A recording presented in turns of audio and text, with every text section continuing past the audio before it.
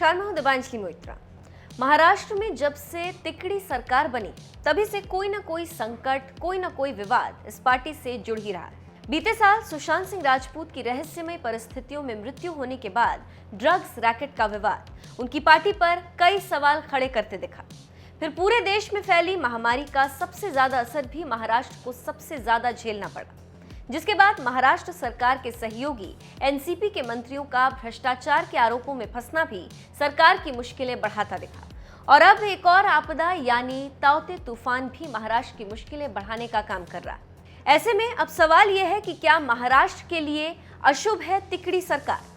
क्या कहते हैं इस पर ग्रह नक्षत्रों की चाल, बता रहे हैं ज्योतिषाचार्य राकेश चतुर्वेदी जी, सिर्फ धर्म ज्ञान पर। नमस्कार, जय श्री राधे, हर हर महादेव। धर्म ज्ञान के सभी दर्शकों को मेरा सादर अभिनंदन, सादर प्रणाम। बड़ों गुरुजनों को सादर चरण स्पर्श। आप सभी के लिए एक महत्वपूर्ण तड़कता हुआ विषय लेकर आए हैं हम। महाराष्ट्र की वर्तमान स्थिति का ज्योतिषीय गणना और साथ ही साथ 2019 के बाद, शपथ के बाद कैसी रही है महाराष्ट्र की भविष्य और ग्रहीय स्थिति, क्यों इस बार ही महाराष्ट्र को इतना ज़्यादा मुसीबत झेलना पड़ रहा है, महाराष्ट्र के लोगों को ये मुसीबत झेलना पड़ रहा है। क्या इसके पीछे कोई ग्रहीय कारण है या फिर इन जो तीन पहियों वाली सरकार है, त्रिपिंडी सरकार है, इसका भी कुछ नकारात्मक प्रभाव झेलना पड़ रहा है। देखिए, हम सब यूपी बिहार पूर्वांचल के लोग एक बात जानते हैं, हमारे यहाँ कहावत है कि तीन तिकाड़ा काम बिगाड़ा। तो तीन तिकड़ी मिलकर ये सरकार चला रही है, तो क्या इन तीन तिकड़ियों में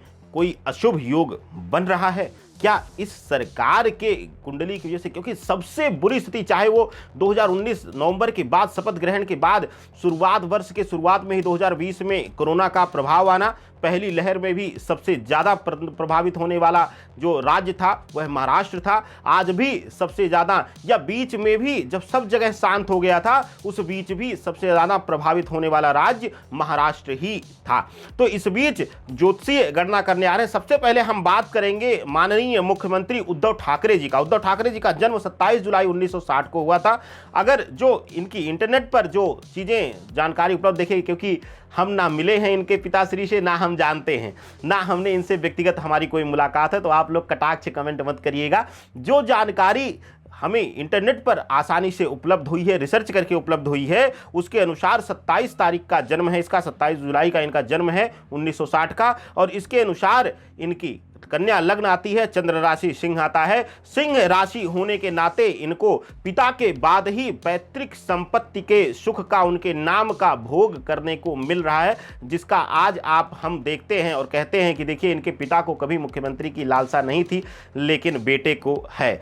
तो कहीं ना कहीं पैतृक नाम से लाभ लेने का जो योग है वो इनकी कुंडली में भरपूर है। इसके साथ साथ अगर हम बात करें दूसरी जो महत्वपूर्ण कुंडली है शरद पवार की, जो कि इनकी सरकार के चाणक्य कहे जा रहे हैं। इनका जन्म 12 दिसंबर 1940 को हुआ था और इसके अनुसार जो है वो वृश्चिक लग्न की कुंडली बन रही है। और इनके लिए कुंडली में सूर्य और बुध का शानदार बुध आदित्य योग है, जो इनको वाकई में स्वतंत्र राजा की तरह, कहते हैं कि भाई जो गांधी परिवार से टक्कर लेकर और राजनीति में इस स्तर का, वो भी तब जब कांग्रेस के अलावा कोई पार्टी का अस्तित्व नहीं था, तो जाहिर सी बात है इनका सूर्य और बुध इनको एकदम बलवान करता है, इनको पावर देता है। अब हम बात करते हैं शपथकालीन कुंडली की।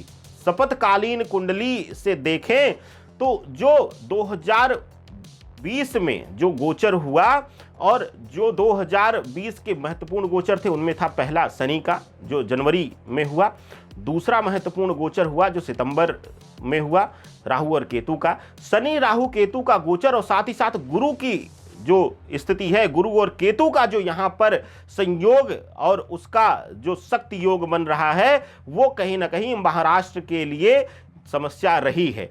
कहीं ना कहीं कोई ना कोई बीमारी या फिर किसी न किसी तरीके की प्राकृतिक आपदा को लेकर रहा है। यही एक कारण है कि देखिए, कहाँ कोरोना से हम लड़ रहे हैं और कोरोना से ही हम निजात नहीं पा रहे हैं, उसी बीच तूफान और इस तरीके का प्रभाव आना, महाराष्ट्र में जनधन हानि करना भी एक तरीके का प्रभाव लिया जाएगा।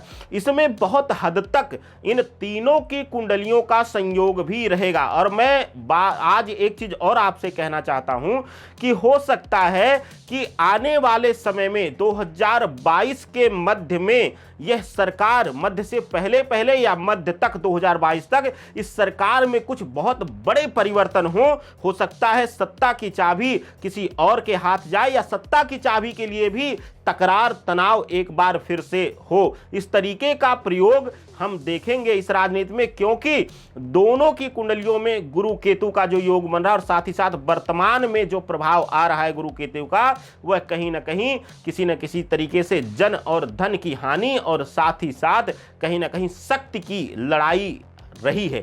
यही चीज, क्योंकि महाराष्ट्र की कुंडली में गुरु केतु शक्ति की लड़ाई को दर्शाता है, यही एक कारण ऐसा रहा कि बीजेपी को वहां पर चोरी छुपे सरकार बनाकर कुछ चीजें वहां पर अपने एथिक्स के अगेंस्ट जाके करना पड़ा, और यही कारण आप देखेंगे कि वहां एक शक्ति के वर्चस्व की लड़ाई बन गई सभी की सभी पार्टियों में।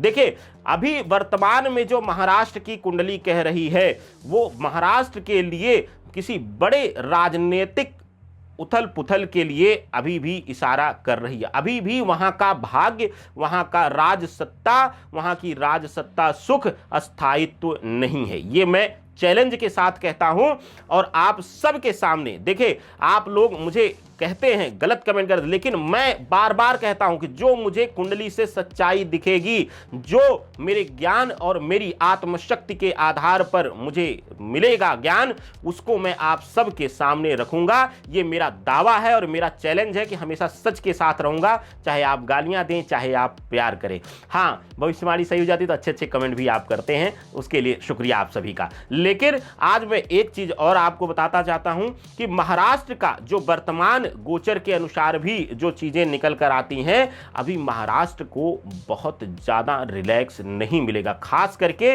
वहां रहने वाले, वहां पर दूसरे राज्यों से गए लोगों को, जो लोग वहां पर कहीं और से जाकर जीविका की तलाश में हैं, उनके लिए समय अभी कष्टकारी और ज्यादा रहने वाला है। 2022 के बाद भी वहां पर बाहरी लोगों के लिए कष्टकारी समय रहेगा। उसका एकमात्र कारण है कि वहां पर बहुत कुछ अभी परिवर्तन होना बाकी है और वहां पर अभी भी महामारी से लेकर प्राकृतिक आपदा तक अभी बहुत कुछ बाकी है। ज्योतिषीय कारण से, ग्रहीय कारण को देखते हुए मैं एक चीज और कहना चाहूंगा कि 23 मई से जो शनि वक्री हो रहे हैं, उसका भी प्रभाव अभी कुछ हद तक महाराष्ट्र में रह रहे या महाराष्ट्र से जुड़े हुए जो बाहरी लोग व्यापारी हैं, उनके लिए कहीं ना कहीं कुछ कष्टकारी समय रहेगा। और तनाव मानसिक रूप से, आर्थिक रूप से, आपके अपनी आजीविका के लिए वर्चस्व की लड़ाई आपके जीवन में बनी रहेगी। देखिए, यहां पर दो चीजों का प्रभाव लिया जाएगा। पहला गुरु केतु का, दूसरा राहु शनि का प्रभाव। दोनों ही इस समय, और साथ ही साथ मंगल का जो प्रभाव आ रहा है, वह कहीं ना कहीं जो है वो स्वास्थ्य हानि, दुर्घटना और इस तरीके की आपदा आने की वजह से जनहानि, इस तरफ पूर्ण रूप से इशारा करता है। महाराष्ट्र से जुड़े हुए लोगों को अभी शांति नहीं मिलने वाली है। और यह त्रिपिंडी सरकार, त्रिपिंडी में बार बार इसलिए शब्द ला रहा हूं कि आप सब जो जानकार होंगे वो जानते हैं इस शब्द की महिमा और इस शब्द का अर्थ। तो यह बहुत ज़्यादा अभी खेल करने वाली है। अभी इन्हीं में वर्चस्व की लड़ाई होनी बाकी है। ग्रहीय दृष्टिकोण से, ज्योतिष के अनुसार यह सरकार चलेगी तो, लेकिन जैसे है वैसी नहीं। बहुत बड़े परिवर्तन महाराष्ट्र में दिखने वाले हैं आने वाले समय में। तो तैयार हो जाइए बड़े से बड़ा परिवर्तन देखने के लिए, राजनीतिक रूप से भी, आर्थिक रूप से भी, भौगोलिक रूप से भी, प्राकृतिक रूप से भी।